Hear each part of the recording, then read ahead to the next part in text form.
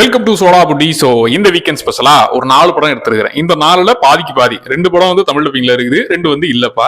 ஆக்சுவலா காலையில ஷூட் பண்ணி மதியான வீடியோ போடலான்ற மைண்ட் செட்ல தான் இருந்தேன். திடீர்னு பார்த்தா ஒரு 2 ஹவர் கரண்ட் கட்டு. டேய், சனிக்கிழமை 9 மணி தாண்டிருச்சு, இதுக்கப்புறம் கரண்ட் புடுங்க கூடாதுன்னா உலக வழக்கம். திடீர்னு கரண்ட் போச்சுன்ற மாதிரி ஷாக்கா இருந்துச்சு. சரி, இப்பதான் வீடியோ எடுக்கிறேன், அதனாலதான் கொஞ்சம் வீடியோ டிலே, அதுக்கு மன்னிக்கவும். சரி, வாங்க வீடியோ ஸ்டார்ட் பண்ணலாம். இன்னும் நம்ம சேனலை சப்ஸ்கிரைப் பண்ணா சப்ஸ்கிரைப் பண்ணிக்கோங்க. ஃபர்ஸ்ட் படம் வந்து நம்ம டர்போ, மம்முட்டி அவர்கள் நடிச்ச படம். அந்த பக்கம் ராஜ்பி ஷெட்டி, 10வது விஜய் சேதுபதி குரல் கொடுக்க, இந்த பக்கம் சுனில் அவர் என்ட்ரி கொடுக்க, இப்படி ஏகப்பட்ட ஸ்டார் கலந்து கட்டி எல்லாருமே நம்ம ஃபேவரட்டான ஸ்டார்ஸ். ஆஹா, இவங்களுடைய காம்போ எப்படி இருக்குன்ற மாதிரி தான் எதிர்பார்ப்போட இந்த படத்தை ட்ரை பண்ண. தமிழ் டப்பிங்ல இந்த படம் இருக்குது. சரி, இந்த படத்தோட கதை என்னன்னு பார்த்தாக்க, இது வந்து மம்முட்டியோட வெர்ஷனே கிடையாது. இது வந்து ஒரு மாஸ் கமர்ஷியல் மசாலா படம். இதுல நம்ம மம்முட்டி அவர்கள் வந்து அவர் திருவிழாக்கு வந்தாருன்னா மொத்த இடத்தையும் அலங்கோலமா ஆக்கி அடிச்சு போட்டு கடையெல்லாம் காலி பண்ணுவாருன்னு அவங்க அம்மா கிட்ட போயிட்டு, மம்மி உங்க பையன் மம்முட்டியை ப்ளீஸ் இந்த திருவிழாக்கு வரவிடாம நீங்க வெளியூருக்கு அனுப்பி விட்டுருங்கன்ற மாதிரி அவங்க அம்மா கிட்ட ரெக்வஸ்டா வைக்கிறாங்க. சரி, நம்ம அம்மா பேச்ச கேட்கணும்னு அவரும் நினைக்க, அதுக்கப்புறம் ஒரு நாடோடிகள் சசிகுமார் ஒரு வேலையை பார்க்கறதுனால பல சம்பவங்கள்ல இவர் சிக்கிறாரு. அதுக்கப்புறம் அவரே எதிர்பார்க்காத, நாமளும் எதிர்பார்க்காத பல சம்பவங்கள் நடக்குது. அதுதான்ப்பா இந்த படம். இது சத்தியமா எனக்கு வந்து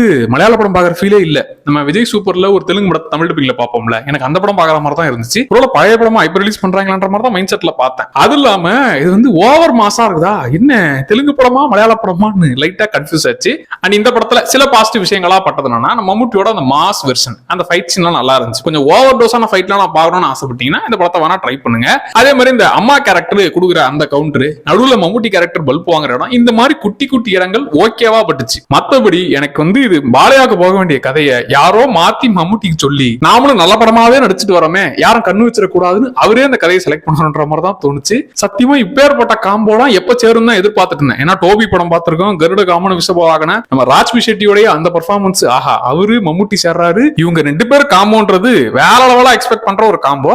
அது கடைசியில இவ்வளவு ஒரு நார்மல் கமர்ஷியல் படத்துல வரணுமான்ற மாதிரி தான் தோணுச்சுப்பா. சோ ஒரு மாஸ் கமர்ஷியல் படம் தமிழ் டப்பிங்ல வேற இருக்குது. சோ ஜாலியா ஒரு படத்தை பார்க்கணும்னா இந்த படத்தை ட்ரை பண்ணுங்க.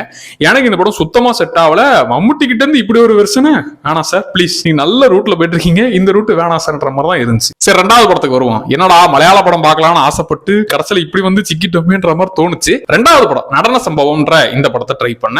இது நல்லா இருந்துச்சுப்பா. ஒரு சிம்பிளான கதை, சிம்பிளா டே இதெல்லாம் வச்சு அப்புறம் ப்ரொடியூசர் ஓகே வாங்குனீங்கன்ற மாதிரி தான் இருந்துச்சு. சரி, இந்த படத்தோட கதை என்னன்னு பார்த்தாக்க, இதுல நம்ம ஹீரோ கேரக்டர் வில்லன் கேரக்டர்னு வச்சுப்போம். ஹீரோ வந்து அந்த ஏரியாவுக்கு புதுசா குடி வராருப்பா. அவர் வந்து எல்லா பெண்களையும் கவரக்கூடிய ஒரு ஆளு, இம்ப்ரெஸ் பண்ணக்கூடிய பிளே பாய்லாம் இல்லப்பா.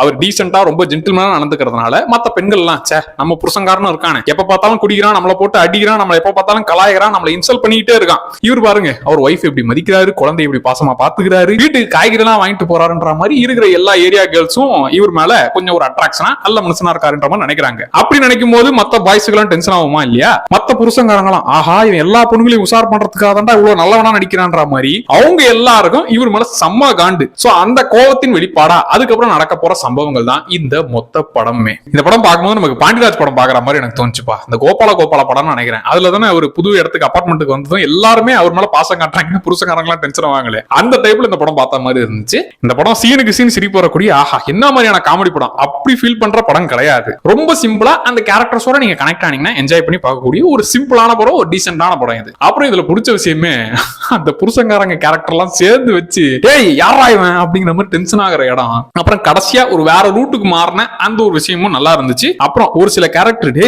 அவனை நீ அடி வாங்கணும்ன்ற மாதிரி நமக்கே அங்க டென்ஷன் ஆகும்ல, அந்த மாதிரி ஒரு 2 கேரக்டர், முக்கியமான கேரக்டர் அடி வாங்கும்போது நமக்கும் ஹாப்பியா இருந்துச்சு. மத்தபடி ரொம்ப சிம்பிளான படம், கொஞ்சம் பொறுமையா நீங்க உட்காந்து பாத்தீங்கன்னா ஓகே ஒரு டீசென்டான படம் பார்த்தோம் பண்ற ஒரு திருப்தி கிடைக்கும். சோ இந்த படத்தை முடிஞ்சா ட்ரை பண்ணி பாருங்க. இது தமிழ் டப்பிங்ல கிடையாது. 3வது படத்துக்கு வருவோம். இது தமிழ் டப்பிங்ல இருக்கு. Ghost busters frozen empire. இதோட பிரான்சைஸ்ல கிட்டத்தட்ட 5வது படம் நினைக்கிறேன். இதோட பிரான்சைஸ் மத்த படங்கள் நான் பார்த்ததும் கிடையாது. சரி டிஃபரெண்டா இருக்கு, ஏதோ பேய் வச்சு ஒரு ஃபேண்டசி எலமெண்ட்லாம் வச்சு ஏதோ டிஃபரெண்டா இருக்கும் போல இருக்குன்றதான் ட்ரை பண்ணேன்.